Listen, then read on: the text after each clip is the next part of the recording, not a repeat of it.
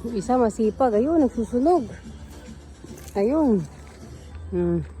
Nagsusunog yung isa. Kita nyo ba? Ayun.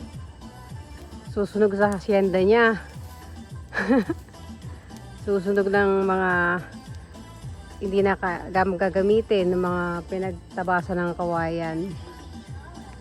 Yan. Sipag-sipagan yarn.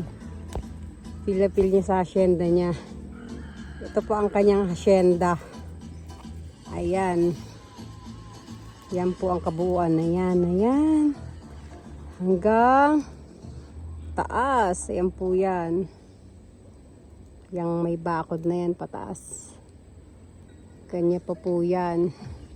At ito po ang aming kapitbahay. Ayan. May kapitbahay kami dito. Yan. Uy, sipag-sipagan oh.